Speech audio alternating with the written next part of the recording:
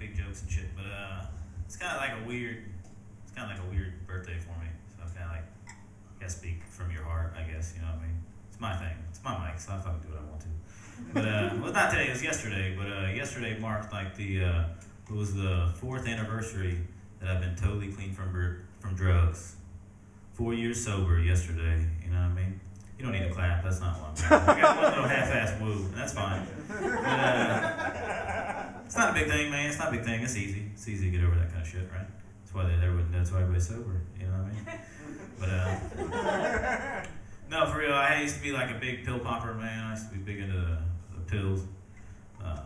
Mainly like the penis enhancement pills. It's kind of like M&Ms. I used to eat those motherfuckers. You know? Like still to this day, when I look down at this giant penis that I had, it just reminds me of those dark days. And like the things I put my family through, you know what I mean? I have children, right? I go try to pick my son up from school and I have to carry this thing around in a pram, you know what I mean? Like I hurt my back. It hurt my back, it's big, you know? And all his friends start teasing him like I'm wheeling this thing up there, you know what I mean? And all his friends are like, oh, here comes your dad. Ooh, and your little brother Dick. Old Big Dick Daddy. And then my son's like, get out of here, Dad. And I kind of wheeled away in shame. Hurts. Hurts, man. Like if people think like when you're a junkie, like you don't have feelings. Like they can just talk to you however they want to talk to you. Like you're not a person, you know what I mean? I get onto my corner shop, and I know this dude, I spend a lot of money now, I know this dude, you know? And he's always like, oh, here he comes, Mr. Big Dick. Come to knock everything off the shelves with his giant dick. You're disgusting with that big thing. Get out of my shop. Maybe I can tie a broom to it and you can sweep my parking lot on the way out, you big, giant, dick-having motherfucker, you. Mean. Dude's mean, man. For real. But lucky for me, I got a family that loves me very much. And they kind of surprised me with an intervention, right? They didn't quit on me, you know what I mean? Like I went in the house, my wife, she sat down next to me, she held my hand. She's like, Luke, I love you, but this just isn't hurting you. This is hurting me as well. A lot of crowds don't get that joke, so I think we're gonna get along all right. I think we're gonna be okay. She's like, every time we make love, it's like I'm being touched for the... I'm not gonna sing it here, but I love that song. I love Madonna. I love like, not like new Madonna, but like old school, like Lucky Stars Madonna, like the real shit, you know what I'm talking about? My wife likes to tease me though. She's always like, that's kind of like a gay trait. I was like, I don't know what that's got to do with anything. I was like, good music's good music, you know what I'm saying? But it's kind of surprising that she got all upset when I was trying to tell her about my first recent homosexual experience I had, you know? See, my wife's always like, you can tell me anything. And then I do, and she just gets stupid about it, you know? Women, right? You know what I'm saying? I don't know if you guys want to hear about it or not, but I don't really have anything else to talk about, so that's what I'm going to talk about tonight. But I'm going back to university, you know, like a little change of career, right? And it's a media degree, and but it's mainly I'm with like 18 to 20-year-old girls, which would be cool if I wasn't like a 30-year-old married man, so I just feel like a pervy uncle most of the time, you know? But like I said, it's a media degree, and we got like this little work group, and it's me, 5 young girls, and 1 young, very attractive Cambodian gay man, right? And like I said, our relationship was a little weird at first, you know what I mean? Like, dude would walk in the room and he'd give all these girls like a big hug and a kiss, like, oh, how you doing? You know what I mean? Then he comes up to me and he's all nervous and he's like, Luke, I'm sorry. I don't really know how to greet you. I've never met like a real man before.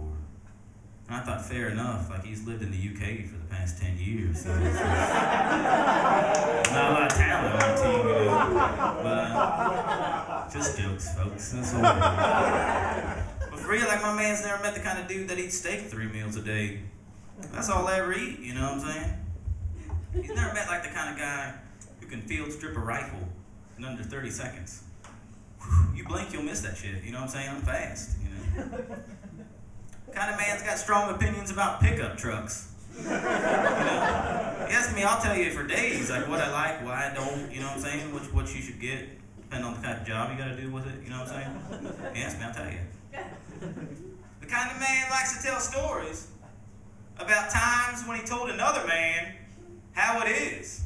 Dude, I got loads of them stories. I was telling my neighbor how it is this morning, and I'll be telling my buddy later how I told my neighbor how it was, you know what I'm saying? I'll tell him that whole story. The kind of man who understands how to exploit.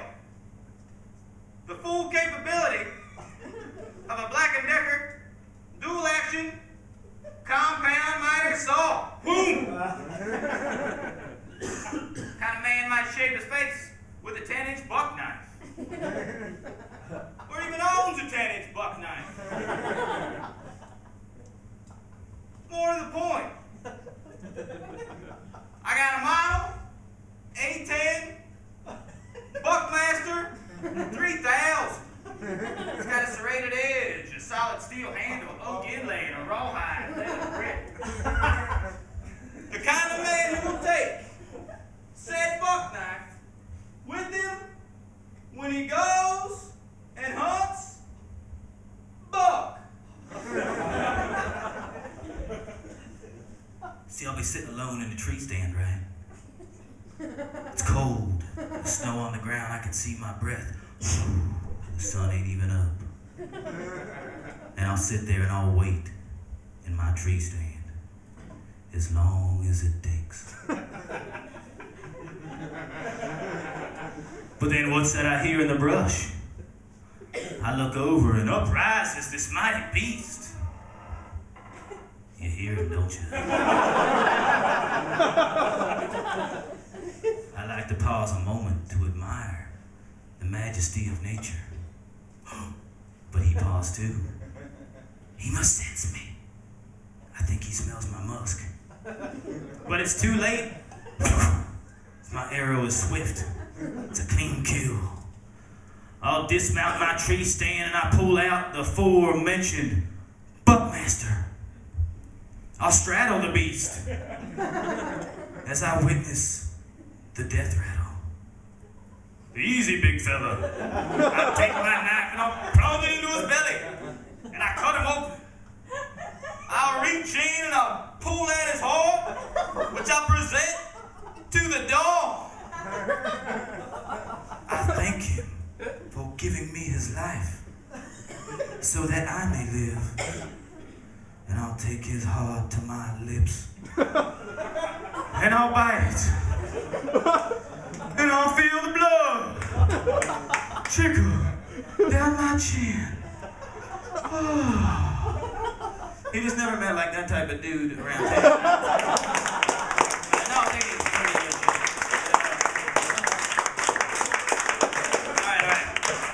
I was sitting home like it was like on a Thursday night, right? You know what I mean? My man called me. They never called me home before, so it kind of tripped me out, right? He never talked to me outside of school. My buddy, he does fashion and fashion accessories, and he rented a warehouse to do a fashion show. But the place didn't have enough power to light all his lights and cameras, you know what I'm saying?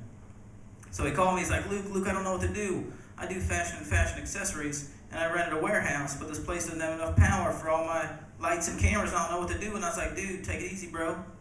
You called the right man. Old Cool Hand's gonna get you sorted out. You can't make more electricity, but I can rent you a 5K generator, and we'll light that bitch up like Wembley Stadium. You just hold tight, right? So the next morning I did. I rented him a generator. I don't know a lot about fashion shit, but I do know about hard work. That's what man did, so I appreciated that. And to thank me, he took me out to dinner, right? You know, which was nice. Like first it was like kind of little idle, getting to know you, chit chat. Like he was telling me about like the benefits of alcohol-free moisturizer. And I was telling about the difference between the Ford F-150 pickup and the Dodge Ram. Like it's like low-end torque versus like high, you know what I mean? Whatever you want to do, you know what I'm saying? But then the shit got serious, right? Like it got real, you know what I mean? Like he kind of stopped. He looked up from his warm halloumi salad. He's like, Luke, I need to apologize to you for I had prejudices about your people that kept me from getting to know a really nice guy, like a true friend, you know? And I was like, shh, you don't need to put my finger like on some pouty lips he's got there, you know? Like, you don't need to do this, man. For I'm an American. And we don't really have homosexuals where I come from. I have prejudices too, man. I think that's kind of like an English thing you do. He's like, dude, I'm Cambodian. It's like, whatever, man. But then he said the nicest thing of all, right? He's like, Luke, I wish I could meet a homosexual just like you. You don't have a gay brother, do you? I was like, dude, I'm sorry, I do not. But and I'm off the market anyway, bro. Let me tell you something. If I was ever stuck on a desert island with just one man, you're top of that list, no doubt about it. Like, what's your name, bro? Luke. Luke? Oh, no shit. Are you fucking with me, for real? Good man. Like, Luke, let's say like you and I were stuck on a deserted island together. You know, like a freak accident, right? And like on a long enough timeline, right? Like we'd be fucking. You know what I'm saying? Sure. I'm not trying to make you feel uncomfortable. That's not what I'm trying to do. I'm comfortable. He's very comfortable. I knew something I liked about you. It'd be hot. It'd be hot for real. Like on a longer timeline. Exactly. Wood babies. That's all right. That seems like you're really. That's a long timeline. You're talking about Tom Hanks football, like little Wilson kind of shit. You got wood babies going up, and you'd be the only man I'm with, so I'm stuck there just like humoring you, like, yes, it's our wood babies. That's right. Let's take them for a walk to the park. Shit got real on your island. I picked the wrong man. You went straight off the deep end on this island. Like, what the fuck is happening here? You're all I got. You're all I got.